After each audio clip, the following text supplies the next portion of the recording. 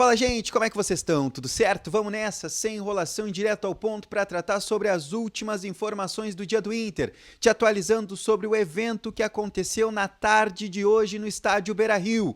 E com muita informação, o Inter anunciou 2 vendas para essa janela, não descartou outros negócios, falou sobre chegadas e também sobre o assunto importante que é SAF. Tudo isso e muito mais no vídeo de hoje. Não esquece, vai deixando o teu like, te inscrevendo no canal e ativando o sino das notificações. É muito importante para que a gente alcance a nossa meta aqui desse mês de julho, que é 8.000 inscritos. Então eu conto com a tua ajuda, conto com a tua audiência. Chegou agora, não conhece o canal? Te inscreve, porque aqui todos os dias tem vídeo novo te atualizando sobre o dia do Inter, tá certo? Não esquece, vamos lá. Também hype no vídeo, curte ali, dá o hype, que é muito importante. O YouTube vai entregar mais ainda pra galera esse conteúdo. Vamos lá, gente? Sem enrolação, direto ao ponto. Vamos falar sobre o evento, o Inter Conecta, a 2ª edição desse evento, onde a gente teve muita conversa, muito assunto importante sendo debatido, principalmente por 2 pessoas, né? Por 2 pessoas importantes do Inter, que é o CEO, o Giovani Zanardo, e também o executivo de futebol, o André Mazzucco. Acho que passa muito por eles. Depois a gente pode destrinchar num outro vídeo assuntos também colocados por outras pessoas que estiveram também à frente desse evento, que também são importantes. Mas nesse vídeo eu preciso destacar sobre isso, porque duas situações são muito importantes. Eu quero começar falando aqui sobre o assunto que é a SAF. Tá? Ele foi muito debatido na reta final desse evento que aconteceu lá no Beira-Rio pelo Vitor Grunberg, tá? Eu também é uma pessoa importante que também estava à frente, né? Ele que é o vice-presidente do Conselho de Gestão, e o Vitor abriu o assunto SAF na reta final desse evento. E a gente vai começar por esse assunto, depois a gente vai pela questão do André Mazzucco, tá? Mas ele destacou que o assunto ele foi levado, tá?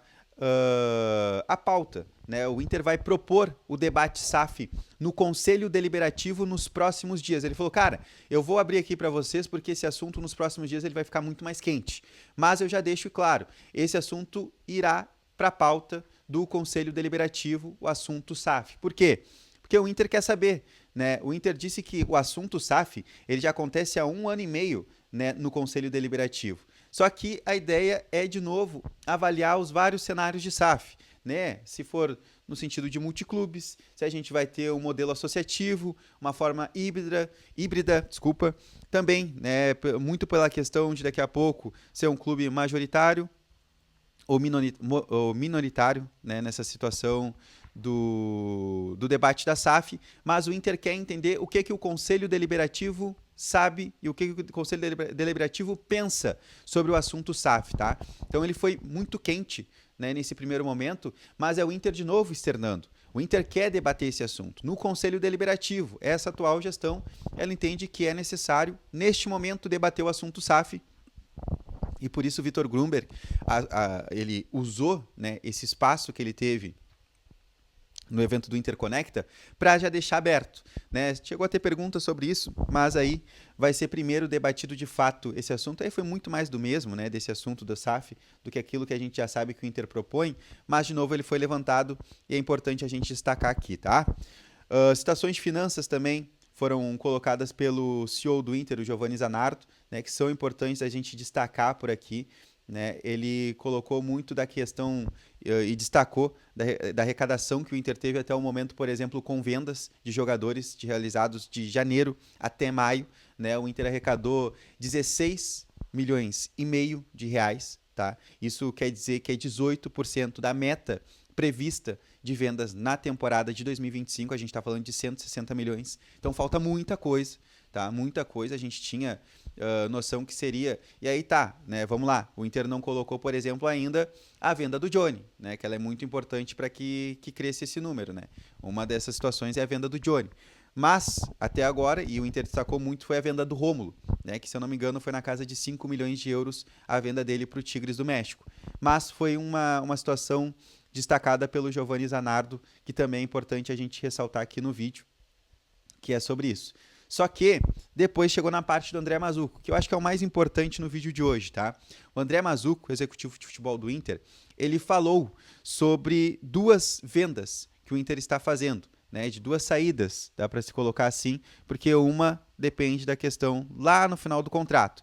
Mas a primeira que a gente trata aqui é sobre Matheus Dias, uma situação que parecia que estava resolvida, que ele não ia permanecer no Nacional da Ilha da Madeira, lá de Portugal, mas hoje, né, surpreendentemente, nos nomes colocados ali de negociações, que foi colocado o Gabriel Carvalho, que foi para o Alcadziá, também a venda do Johnny, lá do Real Betis, indo para o Atlético de Madrid, também foi levantada a situação do Matheus Dias. Para surpresa da gente, o Matheus Dias ele vai continuar no Nacional da Ilha da Madeira.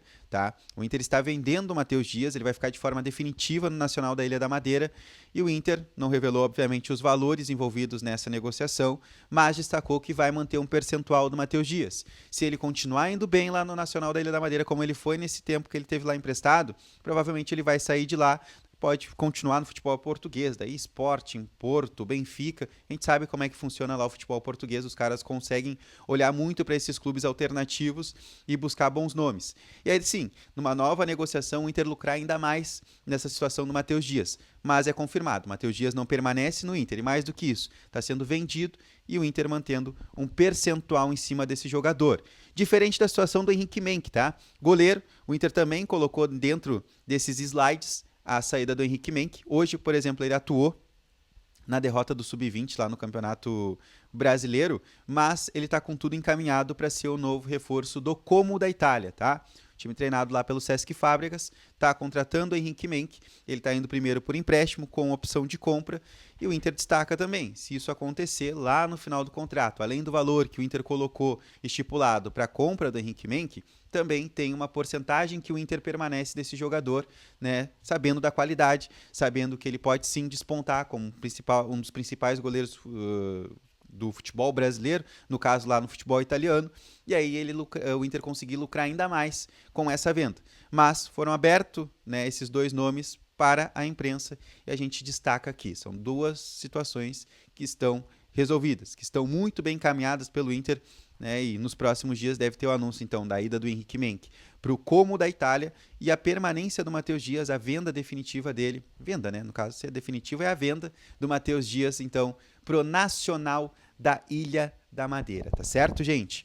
Acredito que seja isso para a gente destacar aqui. Também tem uma questão de planejamento do Inter, que eu acho que é importante a gente ressaltar para esse segundo semestre. Né? O Inter coloca ali como recuperação dos atletas lesionados, coloca também a classificação no mata-mata das Copas, recuperação no Campeonato Brasileiro. Foi muito destacada essa situação do Campeonato Brasileiro, batido na tecla da recuperação no Brasileirão. E a continuidade de integração do processo de formação de atletas das categorias de base.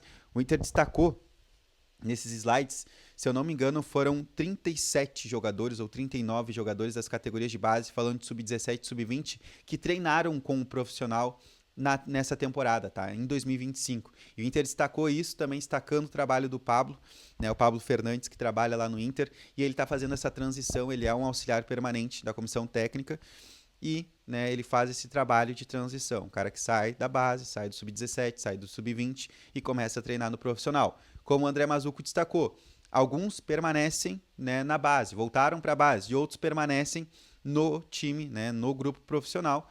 Em alguns casos a gente já conhece bastante aqui. Claro que na necessidade que hoje vive a categoria de base do Inter, muitos jogadores que estão treinando com o profissional, eles ainda acabam ajudando para que se saia dessa situação incômoda, né? Situação lamentável que o Inter vive tanto no sub-17 quanto no sub-20 do celeiro de Ases, tá certo?